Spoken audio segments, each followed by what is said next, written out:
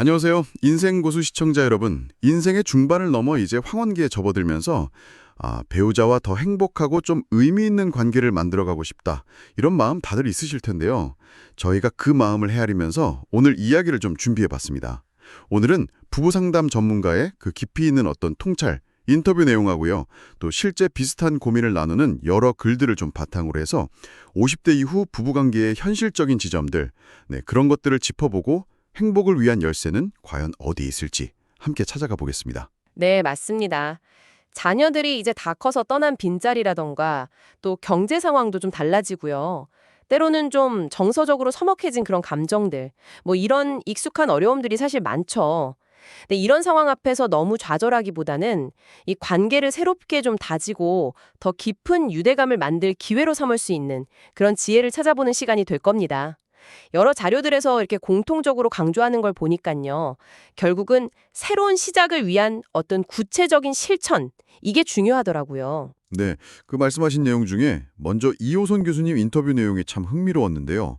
사랑만으로는 부족하다. 때로는 의식적인 노력이 필요하다. 심지어는 연기가 필요하다. 이렇게 강조하셨어요. 진심 20%, 연기 60%, 순발력 20% 이런 구체적인 비율까지 제시하셨는데 이게 정확히 어떤 의미일까요? 표현들 있잖아요. 예를 들면, 당신 덕분에 내가 힘이 나. 아니면 우리가 이렇게 함께하니까 뭐든 할 수 있을 것 같아. 뭐 이런 말들이죠. 예쁘다, 멋지다 이런 칭찬이나 자료에 나왔던 것처럼 꽃방구 같이 좀 닭살 돋는 애칭이라도요. 어색해도 좀 무릅쓰고 사용해 보는 것. 이걸 바로 말과 혀의 헌신이다 이렇게 설명을 하더라고요. 말과 혀의 헌신. 네. 그러니까 진심이 조금 부족하게 느껴지는 순간에도 그 노력 자체가 관계에 긍정적인 에너지를 불어넣는다는 거죠. 네, 그러니까 의식적인 긍정 표현이 중요하다 이런 말씀이시군요. 근데 반대로 절대 피해야 할 것도 아주 명확하게 짚어주셨어요. 상대방이 가장 듣기 싫어하는 말, 그 왜 발작 버튼이라고 하잖아요. 그런 말이나 비난, 욕설, 특히 상대방 가족을 폄하하는 말, 이거는 정말 영혼에 상처를 준다고요. 맞습니다. 그건 뭐 관계의 기본 예의라고 할 수 있겠죠. 절대 안 되죠. 그리고 또 하나 중요한 게 진심 어린 대화인데요. 여러 자료에서 공통적으로 이야기하는 핵심이 바로 경청하고 공감에 있더라고요. 서로 이제 너무 잘 안다고 생각해서 오히려 속마음을 나누는데 좀 소홀해지기가 쉽잖아요. 그렇죠. 뭐 다 알겠거니 하죠. 네.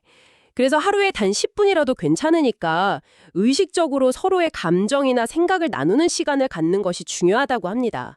그게 오해를 줄이고 친밀감을 높이는 데 결정적이라는 거죠.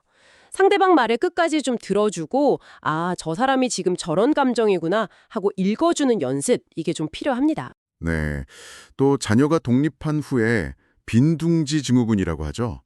자녀가 떠난 빈자리에서 오는 어떤 상실감이나 혹은 부부 사이에 갑자기 어색함이 찾아오는 경우 이런 이야기도 여러 글에서 참 공감을 많이 얻고 있었어요. 이건 어떻게 극복해야 할까요? 일단은 이걸 좀 자연스러운 변화로 받아들이는 게 우선인 것 같아요. 중년에 느끼는 외로움 같은 감정은 뭐 당연한 거니까요. 숨기기보다는 솔직하게 좀 나누는 게 중요하고요. 그리고 손잡기라던가 이렇게 눈을 맞추는 것 같은 소소한 스킨십 있죠. 이런 비언어적인 소통이 정서적인 연결에 아주 큰 힘이 된다는 점도 강조되더라고요. 그런 작은 것들이요. 네. 중요한 건, 우리가 그래도 함께 있구나 하는 느낌을 주는 작지만 꾸준한 노력. 이게 핵심인 것 같습니다. 아니면 뭐 새로운 공통 관심사를 찾아보는 것도 좋고, 또 반대로 각자의 시간을 존중해 주는 것도 좋은 방법이고요. 각자의 시간을 존중한다는 맥락에서 흥미로운 제안이 있었어요. 하루 180분, 그러니까 3시간 정도는 각자 떨어져서 자신만의 시간을 보내는 180분 규칙이라는 거요. 운동이든 취미든 이렇게 좀 독립적인 활동을 하는 게 오히려 관계에 활력을 준다. 이런 거죠. 네, 맞아요. 각자의 어떤 건강한 독립성이 관계를 더 풍요롭게 만들 수 있다는 겁니다. 다만 이것과 좀 비슷해 보이지만 주의할 점으로 언급된 게 바로 졸혼인데요. 그러니까 결혼 관계는 유지하는데 합의 없이 그냥 장기간 따로 사는 형태 있잖아요. 이건 좀 신중해야 한다고 지적을 하더라고요. 졸혼이요? 네, 정서적인 교류 없이 그냥 물리적인 거리만 두는 것은 자칫 관계 단절로 이어질 수가 있으니까요. 만약에 이걸 고려한다면 정말 명확한 합의가 있어야 하고 또 주기적으로 만나고 소통하려는 계획이 반드시 필요하다. 이런 조언입니다. 그렇군요. 그리고 현실적인 문제, 특히 경제 문제하고 건강 문제, 이것도 정말 빼놓을 수 없잖아요. 은퇴 준비나 자녀 지원 같은 이런 돈 문제가 갈등의 큰 원인이 되기도 하는데 여러 조언 글들에서 공통적으로 경제적 투명성을 해결의 열쇠로 꼽더라고요. 그렇습니다. 월 예산을 좀 같이 공유를 하고 노후 자금 같은 재정 목표를 함께 세우고 또 진행 상황을 솔직하게 소통하는 것. 이게 필수적이라고 할 수 있죠. 건강 관리도 마찬가지입니다.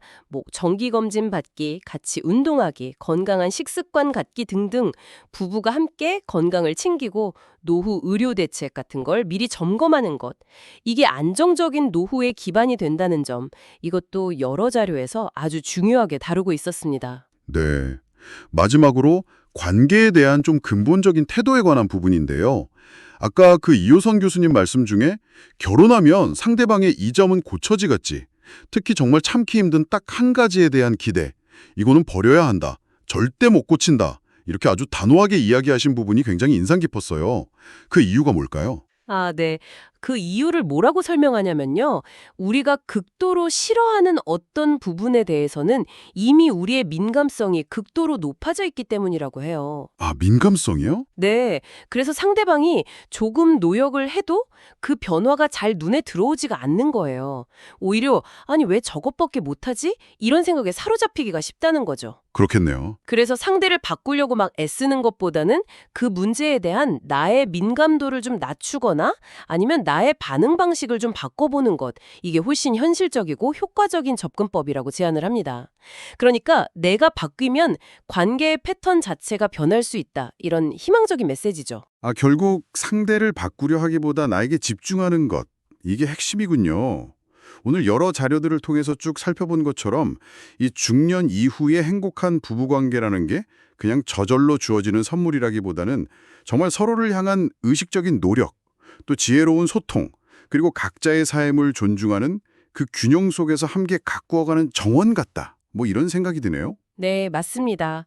어쩌면 이 시기가 그동안 서로에게 좀 소홀했던 부분들을 채우고 관계를 새롭게 다시 정비하면서 더 깊은 이해와 유대감을 쌓아갈 수 있는 정말 소중한 기회일 수도 있습니다. 네.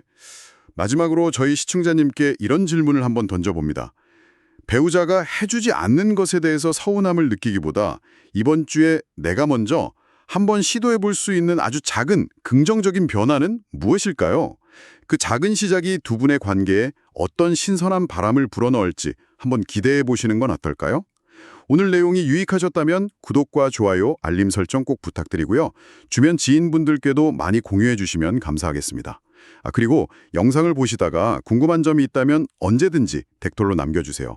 저희가 또 참고하겠습니다. 네, 다음 영상에서는요. 남편 연금 없이도 여유로운 노후, 돈 걱정 없는 중년 여성들의 비밀은 이것 하나였습니다. 라는 아주 흥미로운 주제로 찾아뵙겠습니다. 다음 영상도 많은 시청 부탁드립니다.